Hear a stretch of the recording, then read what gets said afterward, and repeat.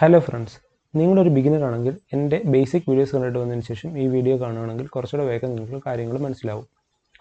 നമ്മളിപ്പോൾ ഇന്ന് ക്രിയേറ്റ് ചെയ്യാൻ പോകുന്നത് ഒരു റൂബിക്സ് ക്യൂബാണ്. അപ്പോൾ ഇത് നോക്കിയാൽ നിങ്ങൾക്ക് മനസ്സിലാവും കുറച്ച് ചെറിയ ക്യൂബ്സിൻ്റെ ഒരു കളക്ഷനാണ്. നമുക്ക് ആദ്യം ഈ ഇൻഡിവിജ്വൽ ക്യൂബ്സ് ക്രിയേറ്റ് ചെയ്യാം. അതിനുശേഷം ഇതെല്ലാം ജോയിൻ ചെയ്തൊരു വലിയ ക്യൂബാക്കാം. ഈ ക്യൂബ് നോക്കുകയാണെങ്കിൽ കളേഴ്സ് ഉണ്ട്, ഒരു ബ്ലാക്ക് ബോർഡർ ഉണ്ട്, ഇവിടെ ഒരു കേർവ്ഡ് ആയിട്ടുള്ള എഡ്ജാണ് ഇന്ന് നമുക്ക് ഉള്ളത്. നമുക്ക് എങ്ങനെ അത് ക്രിയേറ്റ് ചെയ്യാൻ പറ്റുമെന്ന് നോക്കാം. അതിനായിട്ട് ഇപ്പോൾ ഈ ക്യൂബ് ഡിഫോൾട്ടാണ്, അതൊരു 2 മീറ്റർ എന്നുള്ളടുത്ത് സെലക്ട് ചെയ്തതിന് ശേഷം 0.02 എന്നാക്കുക, അതായത് 2 സെൻറ്റിമീറ്ററിലേക്ക് ആക്കുക. അപ്പോൾ ഇതിൻ്റെ സ്കെയിൽ ചേഞ്ച് ചെയ്തിട്ടുണ്ട്. നമ്മൾ സ്കെയിൽ ജസ്റ്റ് ഒന്ന് അപ്ലൈ ചെയ്ത് കൊടുക്കുന്നു, കൺട്രോൾ ചെയ്ത് പ്രസ് ചെയ്തതിന് ശേഷം സ്കെയിൽ. അതിനുശേഷം നമ്മൾ എഡിറ്റ് മോഡിൽ പോകുന്നു, എഡ്ജ് മോഡ് സെലക്ട് ചെയ്യുന്നു. അപ്പോൾ ഈ എഡ്ജാണ്, അത് ഞാൻ പ്രസ് ചെയ്യുമ്പോൾ എല്ലാ എഡ്ജ് സെലക്ട് ആയിട്ടുണ്ട്. അതിനുശേഷം ഞാൻ കൺട്രോൾ B പ്രസ് ചെയ്ത് ബിവൽ ചെയ്യുന്നു. പക്ഷേ ഇതിൻ്റെ ബിവലിങ് നമുക്ക് കാണാൻ പറ്റും. ഇതൊരു ബ്ലാക്ക് ബോർഡറാണ് നമ്മൾ ക്രിയേറ്റ് ചെയ്യുന്നത്. സ്മൂത്ത്നെസ് കൂട്ടാൻ വേണ്ടി സ്ക്രോൾ വീൽ അപ്പ് ചെയ്ത് കൊടുത്താൽ മതി. ഇനി നമുക്ക് ഇതിൻ്റെ മൾട്ടിപ്പിൾ ക്യൂബ് എങ്ങനെ ക്രിയേറ്റ് ചെയ്ത് നോക്കാം. അതിനായിട്ട് ഞാനിവിടെ യൂസ് ചെയ്യുന്നത് ഒരു മോഡിഫയർ ആണ്. നമ്മുടെ മോഡിഫയർ ടാബിൽ വരുന്നു. അതിനുശേഷം ആഡ് മോഡിഫയർ അവിടെ സെർച്ച് ചെയ്യുന്നു. അറേന്ന് സെർച്ച് ചെയ്യുമ്പോൾ ഫസ്റ്റ് വരുന്നതാണ്.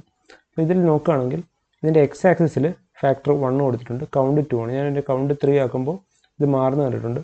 ഞാനിവിടെ എക്സ് ആക്സിസിൻ്റെ ഫാക്ടർ മാറ്റുമ്പോൾ എക്സ് ആക്സിൽ എത്ര ഡിസ്റ്റൻസിൽ മാറ്റിയിടാമെന്ന് കാണാൻ പറ്റും. അപ്പോൾ ഇങ്ങനെ ഞാൻ ഇവിടെ ഒരു 3 എന്നുള്ളത് കൗണ്ട് കൊടുത്തിട്ടുണ്ട്.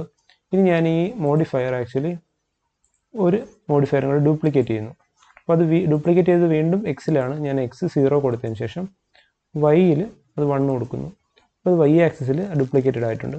ഇനി ഞാൻ ഒന്നുകൂടെ ഡ്യൂപ്ലിക്കേറ്റ് ചെയ്തതിന് ശേഷം ഇത് ഇസഡ് ആക്സിസിലേക്ക് ആ 1 മാറ്റുന്നു. അവിടെ എല്ലായിടത്തും കൗണ്ട് 3 ആണ്. ഇപ്പോൾ ഈ ക്യൂബ് ക്രിയേറ്റഡ് ആയിട്ട് നമുക്ക് കാണാൻ പറ്റും. അപ്പോൾ ഇതിൻ്റെ മോഡിഫയർ ആക്ച്വലി എല്ലാം ടെമ്പററി ആയിട്ടാണ് ഇരിക്കുന്നത്. ഇത് എഡിറ്റ് മോഡിൽ പോയി നോക്കിയാൽ ആക്ച്വലി ആകെ ഒരു ക്യൂബിൻ്റെ എഡിറ്റിംഗ് നമുക്ക് കാണാൻ പറ്റത്തുള്ളൂ. ഇതിൻ്റെ കാരണം ഈ മോഡിഫയർ ഒന്നും അപ്ലൈ ചെയ്തിട്ടില്ല. ഈ മോഡിഫയർ അപ്ലൈ ചെയ്യാൻ വേണ്ടിയിട്ട് ഇവിടെ വന്നതിന് ശേഷം ഇവിടെ അപ്ലൈ കൊടുക്കുക, അങ്ങനെ എല്ലാ മോഡിഫയറും അപ്ലൈ ചെയ്യുക. അപ്പോൾ ഇത് അപ്ലൈ ആയിട്ടുണ്ട്. ഇനി നമ്മൾ എഡിറ്റ് മോഡിൽ പോയാൽ ഇതൊരു ഫുൾ മെഷ് ആയിട്ടായിരിക്കും നമ്മൾ കാണുന്നത്. ഇനി നമുക്ക് എങ്ങനെ മെറ്റീരിയൽ കൊടുക്കാൻ നോക്കാം. അതിനായിട്ട് മെറ്റീരിയൽ ടാബിൽ വരിക. അപ്പോൾ ഇവിടെ ഡിഫോൾട്ടായിട്ടൊരു മെറ്റീരിയൽ ഉണ്ട്. ഞാൻ ആ മെറ്റീരിയലിനെ ഡിലീറ്റ് ചെയ്യുന്നു. അതിനുശേഷം ഒരു ന്യൂ മെറ്റീരിയൽ ക്രിയേറ്റ് ചെയ്യുന്നു. ആ മെറ്റീരിയലിൻ്റെ പേര് ഞാൻ ബ്ലാക്ക് എന്ന് കൊടുക്കുന്നു.